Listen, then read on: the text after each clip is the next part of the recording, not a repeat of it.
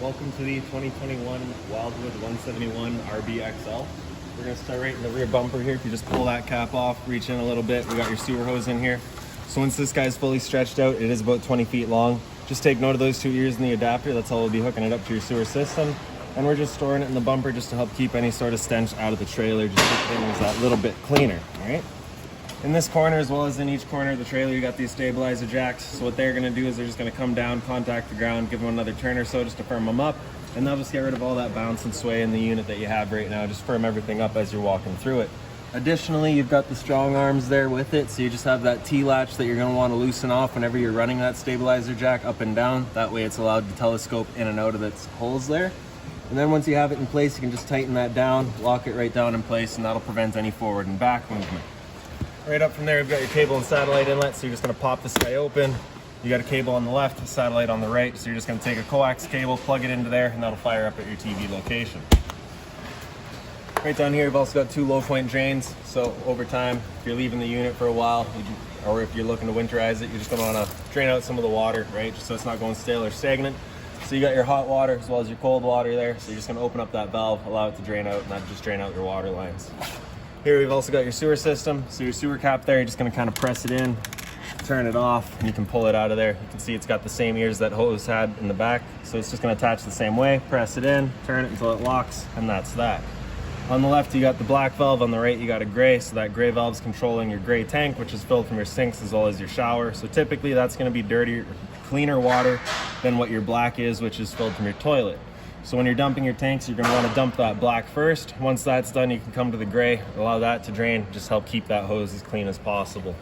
Straight up from there, we've got your power cord here, so it's just gonna pop out of that port there, pull it on out, standard 30 amp end. Most campsites are gonna have that. You can plug straight on in, and you're good to go. We do also provide you with a 15 amp adapter, so if you're looking to plug in at home to charge your batteries or run your fridge, you got the power to do so. Right here, we've got your fresh water connection, so you're just gonna pop that cap off there, take your water hose, stick it into there, turn on the water, and that'll fill up your fresh water tank. You know that tank is full once it starts spitting water out of that vent there, or just by watching the monitor panel inside. Beside that, we've got your city water connection, so you're just gonna take the same water hose, plug it into there, turn that on, and that'll pressurize the water lines throughout the unit.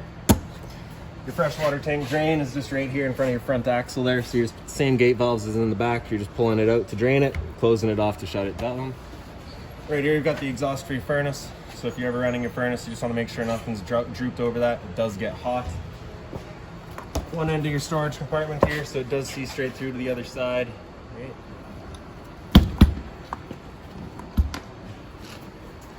And in the front of the unit, you just got this little red key in the back there, so you can see with it currently pointed up towards on, that's your battery connected to the system. Right. If you wanted to disconnect it, you just turn it counterclockwise all the way, and you can pull it out, and that's your battery disconnected.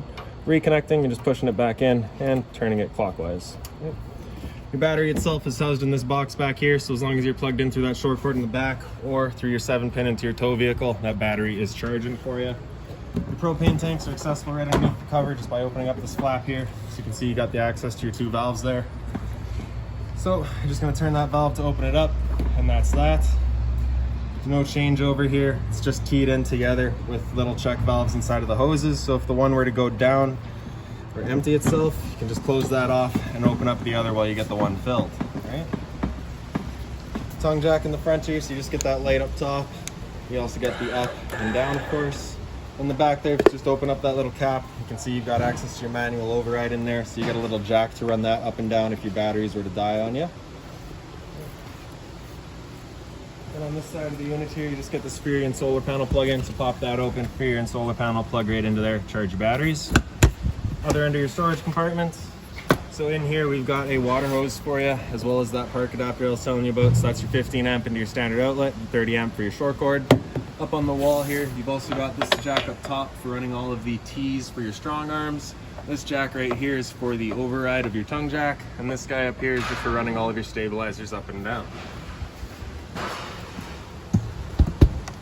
Okay, coming on back, get a cable and satellite outlet out here, as well as a power outlet down here. So if you want a TV outside, you got the power to do so.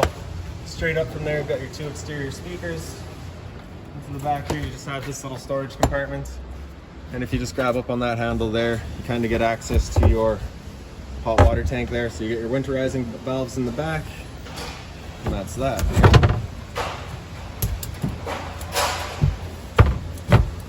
Okay. Hot water tank itself just has this little keyway there. Just line that up and you can pop it on open. Controls for firing it up are just inside the unit. Once we get there, I will go over a reset procedure, and the button that I'll refer to is just right there.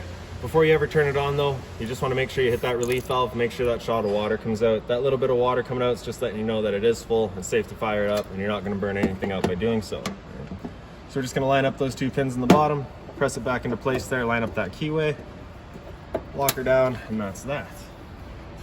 To the back of the unit, you've got a black tank flush here. So you're just going to take your water hose and stick it into there, turn on the water, and that'll flush out your black tank. Purpose of that being is over time you may notice you've dumped out your black tank. You know for a fact it is empty, it's empty, but your monitor panel is still reading 1/3 or 2/3, whatever it may be.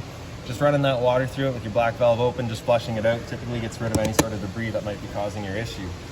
Beside that, we've got your exterior shower. So you're gonna get a key that looks just like this guy here. And stick it on into there, open her up, and you get the 3-foot hose with hot and cold water. So if the dog's out getting muddy, you can spray him off before he gets inside. Just gonna feed that back in, tuck that handle back away, and then we can close her off. All right. Oh, not quite. All right. So now back here, you've of course got the spare tire, as well as a pre-mount for a observation or backup camera. So now at your entrance here, just open up our door. It is on a friction hinge, so it just kind of sits where you leave it. One thing to keep in mind though, your awning arm is right behind it. So if you've got your door wide open and you try to open your awning or close your awning, it's going to squish this door, all right? So just want to keep that at 90 degrees or so, just so that we're not breaking anything, right? For the stairs, you're just going to pull that handle and you can flip them on out, fold down. Adjusting your height is just going to be pushing in that little tab there, and you can slide them in and out as long as you need them. And when you first get inside the unit, right inside the entrance, we've got your fire extinguisher, all right? Just give me a second here. Just quiet that down. So that light switch right up from it does the light inside of your, I guess, bedroom, you could say. And then right up here on your monitor panel, you get this light switch, which does your entry light. Beside that, that light switch is your awning light outside. For your awning, if you just press and hold the top of this switch, the awning will make its way out. Again, just making sure your door is at 90 degrees for this.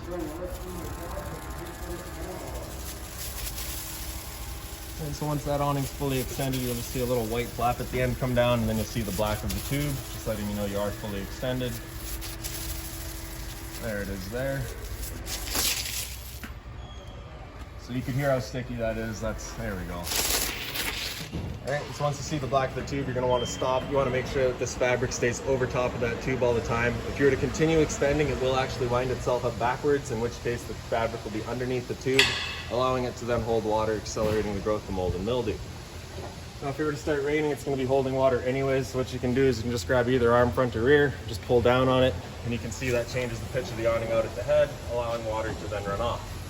But if you like that angle better, because it does give you more shade, you can do the same thing with the front arm. That'll hold the entire awning down at the lower pitch, giving you more shade. Before you ever bring it back in though, you just want to make sure these guys are back out fully extended, just so that we're not running the risk of bending anything on their way back in. Pressing and holding the bottom of the switch now, and that awning will make its way back in. Again, just making sure that our fabric is over top of the tube. Another thing to just be mindful of with your awning is it does just catch the wind, right? So if you get up to about 15, 20 kilometers an hour wind, you want to bring it back in anyways, just so that we're not running the risk of, again, bending our arms. So you can see the two blue lights in your outside speakers here. Those are just linked in with your awning light there. Beside your awning light, you get your water heater switch. Turn that switch on. That little red light there will come on, letting you know the ignition sequence will start. Once that light goes out, the sequence has started. It'll try that 3 times, and if after that 3rd try it doesn't fire up, that light's gonna come on, it's gonna stay on. At that point, we'll be going out using that reset button that we've shown you.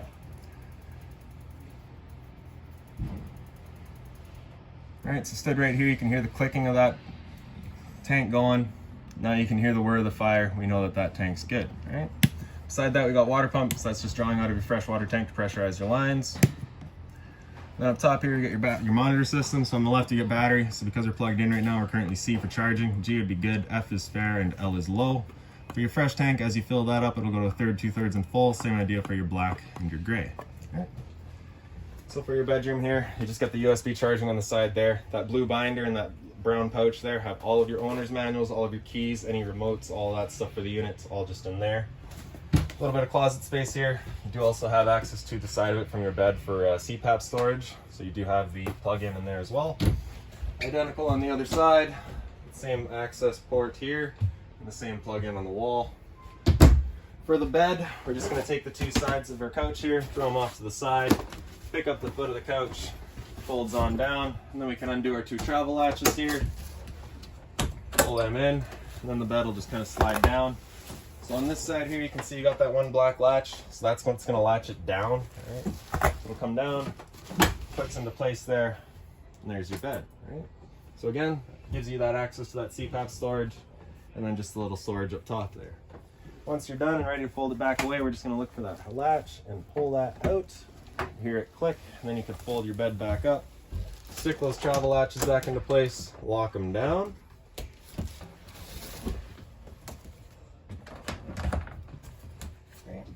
Then we pick up the foot of the couch again, just give that back a little encouragement, and she folds right over. A little bit of storage down below it here, so that is access to your front storage compartment as well. You can see the door there. Same thing over here. Right. And over on this side here, you got this little black box down here. So that's your LP detector. So propane's heavier than air, it'll sit on the floor. This guy will detect it and start going off. Emergency exit, all your blinds here, so they pretty well just sit where you leave them. Once you're ready to put them away, just give them that little flip and they tuck back away. For the emergency exit, you're just pulling that red tab to get rid of the screen. Then you're taking this handle here, throwing it outside and hopping on out. That does go right outside, so it does open completely. All right. Okay, and then you get this little kind of counter extension here, just fold it up all the way, lock it into place. That's that. Right. Once you're done, just fold them back up, tucks back away. G5 protected outlet. Then of course the sink, you do get the roll-up cover here as well. Right. Hot and cold water, movable head, a dual basin, nice to have. A little bit of storage up here, a little bit more storage below. Just being mindful when you're using that storage compartment there, your drains for your sink are right there, you don't want to be breaking those. Above your taps, you've also got that little light there, so it's just on its own center push button. The rest of the lights in the trailer, again, just center push buttons, one above the dinette here as well. Okay. For your microwave, pretty standard, just like home. Not much I can teach you there. Below that, we got your range hood, so you also get the light and your fan here. Okay. So of course, propane stove, whenever you're using it, is putting off fumes, so you just want to make sure that fan is turned on, evacuating said fumes. For the cover, we're just going to lift it up, fold it back. And we can take one of our knobs, turn it over to high, hit it with a sparker. And she fires right up. Okay. Temp control is going downward. And then right off once we're done. The little button on the side there does a little light for all of your knobs, as well as a light in your stove. The bifold cover just folds back over, kind of press it back into place to get those rubber bumpers holding. And then we can open up our stove, turn our stove knob over to that little flame there, press and hold, hit it with the sparker, and you can see that little pilot light in the back there fires right up. Now the first time you go to use this, it can take a minute or two just to get all that air out of the propane line. It's perfectly normal. So once you have that flame going, you just want to keep this knob held in for another couple seconds, and then you can release and it'll hold itself. Then we can just turn up to a desired temperature and she fires right up. Right, once we're done, we can turn it back down to just the pilot and it'll hold just the pilot light for you. However, if you're leaving the unit or going traveling, you want to make sure that guy is right off. Okay, so we got your fridge here. So that's just got that travel latch. You can open her up, get your temp control top and center there. And then your freezer, temp controlled right in the back. Right. Then we got your AC here. So just pressing that bottom bar, that'll wake it up and it'll come into our fan speed. So fan low is just going to be running the fan on low. That's it, no cooling involved, just moving air. All right. After fan low, if we hit that bar again, it'll come into fan high. So it'll just turn off the low fan and turn on the high fan. After that, we can come into cool high. So in cool high, it's actually going to run the compressor in and out as needed, but it's going to leave that high fan on all the time. Same idea for cool low with the low fan all the time. And then as we come into auto, that'll actually cycle the fan in and out as needed as well. So it's going to give us cooling with a low fan and cycling in and out. Temp control is just with our buttons here. Same idea for your high. Right? With the air conditioner going, you basically get two different options. You can have these two louvers here open, in which case it's just dumping all of its air into the living room here, or you can close them off and it'll use the ducting to move all of its air. With this unit specifically, I'm not sure what it is, but if I have these open, it does actually still use the ducting pretty well. So for this unit specifically, if you wanted to just leave those open, it does move the air pretty well. So after cooling, if we just hit that bar again, come down into heat, it'll turn off the air conditioner, it'll turn on the furnace. So with that furnace, if you're ever wondering whether or not it's actually going, you can actually see the flame. So you just in that bottom left corner there, once it fires up, you'll see that little blue glow.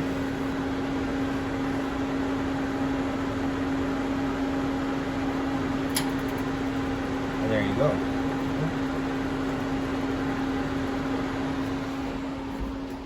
So once that furnace is done, you can just hit that bottom bar again, cycle back to off, and it just kind of runs back around.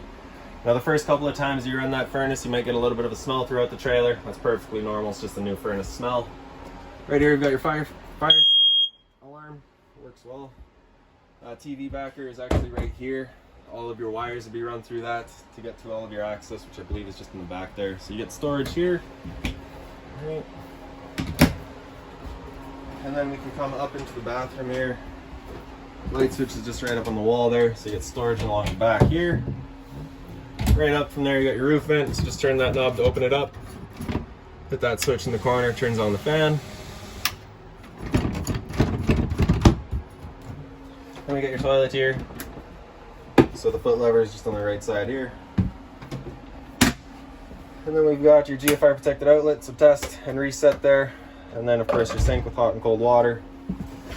A little bit of storage below it. Again, just being mindful of our drains. And then we'll just have to close you off a little bit there. We've got the little bit of storage along the back here.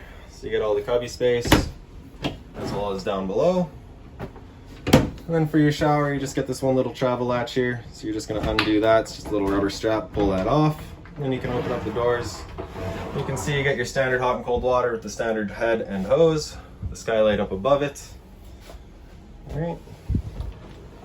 And I do believe that's about it for this guy, other than your converter. So if you just press the top and center there, it'll pop on open, get all of your breakers down the center there. Whenever a breaker breaks, it'll sit in the middle, so just turn it off and then back on, and all of your fuses over on the side there. All right. And now that is it, I believe. All right. If you've got any other questions on the unit, please feel free to give us a call, 204-237-7272.